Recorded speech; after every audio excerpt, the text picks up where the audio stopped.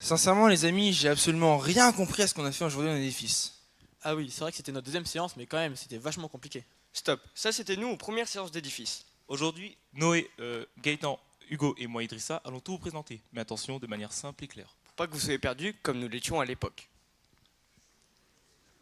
Commençons d'abord par vous expliquer en quoi consiste notre projet scientifique, microfluidique et les systèmes MEMS. Pour débuter, nous avons travaillé dans le laboratoire GREMI.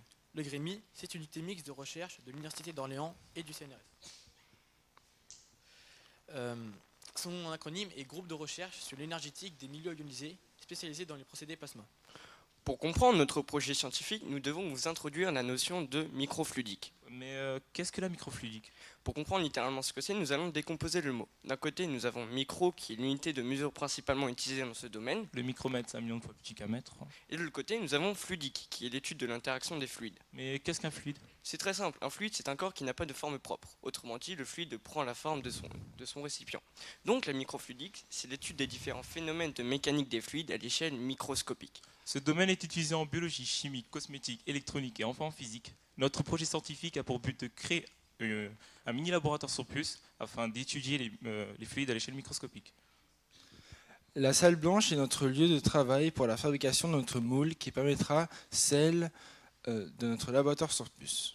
C'est une pièce extrêmement propre où l'air est filtré et renouvelé en permanence, ce qui permet d'avoir le moins de particules possible pendant les expériences. Ces particules pourraient éventuellement boucher des microcanaux ou encore infecter des systèmes qui sont censés rester propres. Comme vous pouvez le voir sur cette photo, une tenue spéciale est nécessaire afin de travailler sur notre support, le wafer, qui va ensuite devenir notre moule.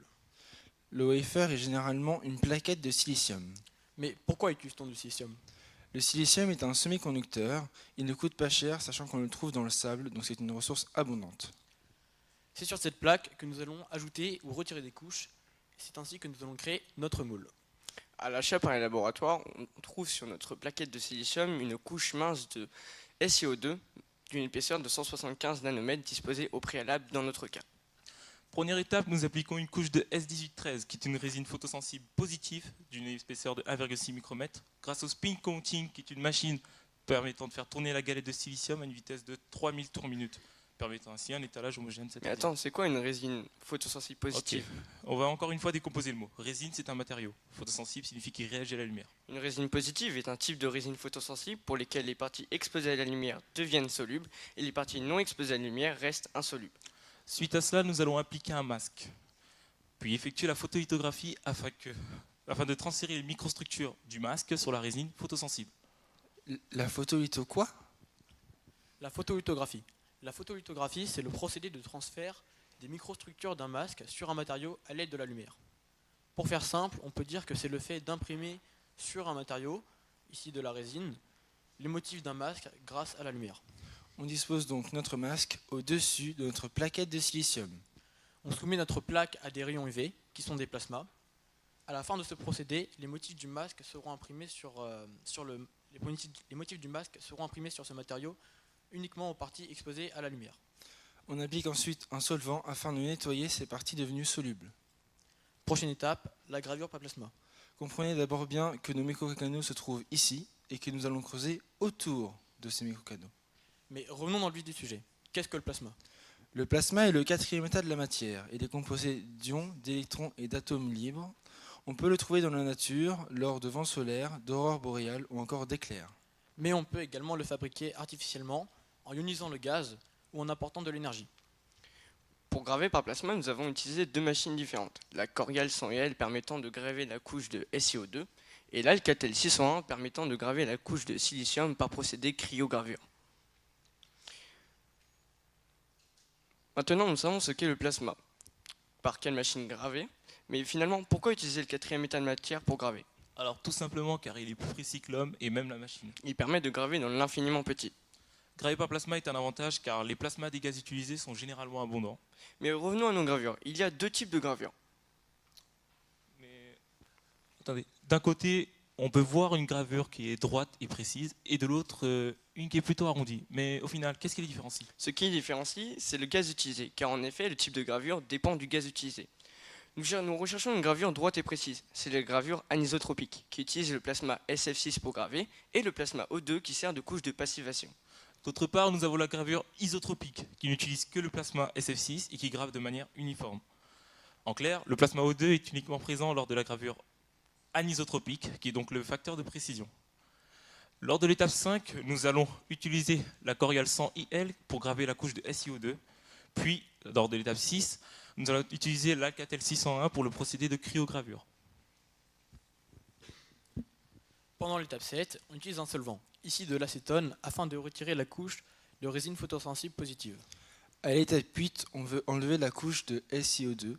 On utilise donc encore une fois la gravure par plasma avec la machine Corial 100 IL. Pendant l'étape 9, on ajoute une couche de téflon sur notre plaque de silicium afin de la rendre hydrophobe. Hydro quoi? Hydrophobe, je veux dire par là que l'eau ne va pas rester sur la plaque. Comment ça, l'eau ne va pas rester sur la plaque? Eh bien, en quelque sorte, on peut dire que notre plaque n'aime pas l'eau. Ah, donc c'est un peu comme si elle était Imperméable, c'est ça. imperméable. Les étapes pour la fabrication de notre moule sont donc terminées. Vous vous demandez sûrement à quoi va servir, dans notre cas, ce laboratoire sur puce. Eh bien, dans notre cas, il va servir principalement à étudier les fluides dans le domaine géologique. Mais en général, à étudier l'interaction des fluides. Comment les fluides s'écoulent-ils, se mélangent-ils, etc. Pour conclure, notre projet scientifique est la création d'un moule afin de créer par la suite des laboratoires sur puce permettant l'étude de ces fluides. Notre présentation est donc terminée. Nous espérons que vous avez pris grand plaisir à nous écouter et nous avons pris grand plaisir à participer à ce projet. Nous tenions à remercier l'Institut de recherche Grémy pour son accueil.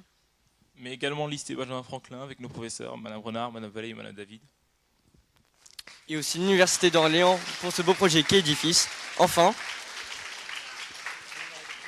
Rien n'aurait été possible sans lui. Alors nous le remercions très chaleureusement.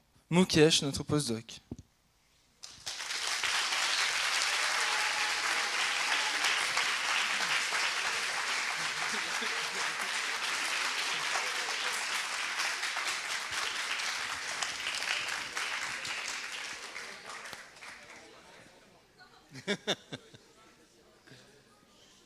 Des questions?